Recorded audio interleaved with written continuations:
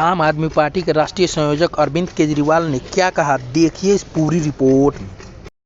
जानते हैं कि किस तरह से पिछले 10 साल में भारतीय जनता पार्टी ने दिल्ली के लोगों के खिलाफ उनकी ज़िंदगी दूभर करने के लिए कितनी किस्म के षड्यंत्र रचे हैं।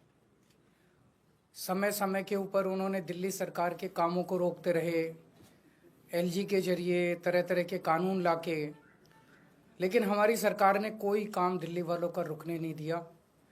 ऐसे ऐसे ऐतिहासिक काम दिल्ली के अंदर किए गए जो कि इस देश ने कभी 75 साल में देखे नहीं थे। सारे काम कराए गए। जब उनके सारे षड्यंत्र फेल हो गए तो उन्होंने फिर एक एक करके दिल्ली के आम आदमी पार्टी के सीनियर नेताओं को, मंत्रियों को, कैबिनेट मिनिस्टर्स को जेल भेजना चालू किया। उन्होंने सत्येंद्र जैन को जेल भेजा, मनीष सिसोदिया को जेल भेजा, संजय सिंह को जेल भेजा, मुझे जेल भेजा, सब लोगों को उन्होंने जेल भेजना चालू किया। उसके बावजूद भी काम नहीं रुके और कोई दूर दूर तक दिखाई नहीं दे रहा कि बीजेपी जीत रही है। अब बीजेपी को दिखने लगा है कि बीजेपी न केवल हार रही है बल्कि शायद भारत के इतिहास में उनकी ऐतिहासिक हार दिल्ली के चुनाव में बीजेपी की होने वाली है। बीजेपी के पास कोई नैरेटिव नहीं है, उनके पास ये बताने को नहीं है कि उन्होंने 10 साल में क्या काम किया। 10 साल में आधी सरकार दिल्ली में उनकी भी थी, उनके 7 एमपी थे, उनके एलजी थे, उनके पास अरबों खरबों रुपया था केंद्र सरकार के पास। उन्होंने इन 10 सालों में ना कोई सड़क बनवाई, ना कोई अस्पताल बनवाया, ना कोई स्कूल बनवाया, ना कोई कॉलेज बनाया। दिल्ली के लोगों के लिए कोई काम नहीं किया। दिल्ली के लोगों ने उनको एक ही काम दिया था कानून व्यवस्था का, उसका भी उन्होंने कबाड़ा कर दिया। आज दिल्ली के लोग डर के माहौल के अंदर जी रहे हैं और खुलेआम दिल्ली की सड़कों पे गोलियां चल रही हैं। तो ना उनके पास कोई नैरेटिव है, वो ये नहीं बता पा रहे उन्होंने 10 साल में क्या काम किया। वो ये नहीं बता रहे कि अगर उन्हें वोट दो तो क्या काम करेंगे। वो केवल केजरीवाल वो गालियां दे रहे हैं, गालियों के बेसिस पे वो वोट मांग रहे हैं। उनके पास कोई सीएम चेहरा नहीं है, उनके पास कोई कैंडिडेट्स नहीं है, उनके पास कोई एजेंडा नहीं है चुनाव लड़ने के लिए। और दूसरी तरफ आम आदमी पार्टी एक पॉजिटिव कैंपेन कर रही है।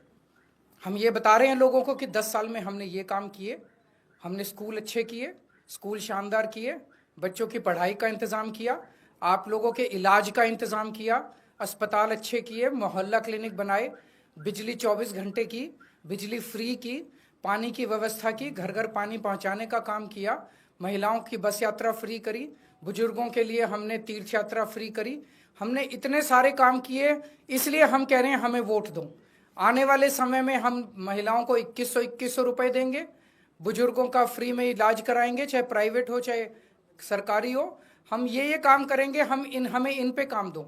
हम अपने कामों पे वोट मांग रहे हैं, वो केवल और केवल गालियों पे वोट मांग रहे हैं और काम रोकने पे वोट मांग रहे हैं।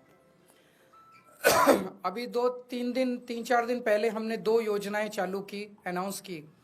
महिला सम्मान योजना, जिसके तहत हर महिला को चुनाव जीतने के बाद योजना लाई जाएगी जिसमें हर महिला को 2100 रुपए दिए जाएंगे। दिल्ली की कैबिनेट ऑलरेडी हजार रुपए की योजना मंजूर कर चुकी है और उसकी नोटिफिकेशन जारी हो चुकी है। लेकिन मैंने ऐलान किया था कि हम चुनाव जीत जाते हैं तो इसको बढ़ाकर 2100 कर दिया जाएगा। उसी तरह से बुजुर्गों के लिए हमने संजीवनी योजना ऐलान किया कि 60 साल से ऊपर के बुजुर्गों का सारा इलाज मुफ्त करवाएंगे, चाहे प्राइवेट हो चाहे सरकारी अस्पताल हो।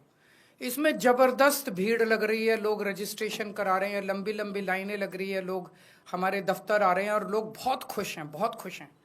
कल शाम तक, कल रात तक लगभग 12.5 लाख महिला सम्मान योजना में रजिस्ट्रेशन हो चुके थे और 1.5-2 लाख बुजुर्गों के रजिस्ट्रेशन हो चुके थे। इस सब से बीजेपी बुरी तरह से बौखला गई है। और अभी 3 या 4 दिन पहले हमें अपने सूत्रों से पता चला है कि ईडी, सीबीआई और इनकम टैक्स तीनों एजेंसीज की मीटिंग हुई है और उस मीटिंग में ऊपर से आदेश आए हैं कि कुछ भी फर्जी केस करके दिल्ली की सीएम आतिशी जी को गिरफ्तार किया जाए।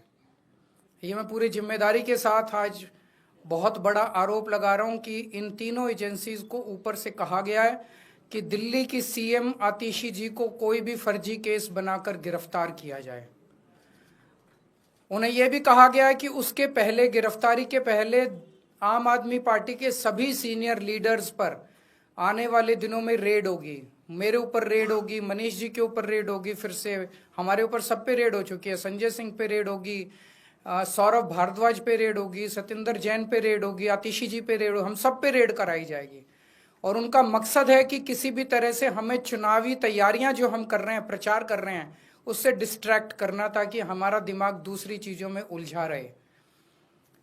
ऐसा भी सुनने में आया, सूत्रों से पता चला है कि ट्रांसपोर्ट विभाग में कोई फर्जी केस तैयार किया जा रहा है आतिशी जी के खिलाफ, और इनका पूरा मकसद है कि ये किसी भी तरह से महिलाओं की फ्री बस योजना जो है वो रोकना चाहते हैं, वो बंद करवाना चाहते हैं ये लोग। तो ट्रांसपोर्ट विभाग में कोई फर्जी केस आतिशी जी के खिलाफ तैयार किया जा रहा है।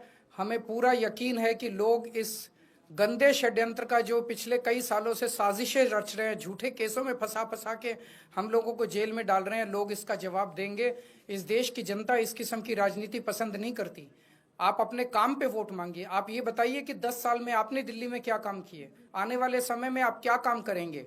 केवल जेल डालने से, गालियां देने से इस तरह से जनता वोट नहीं देती।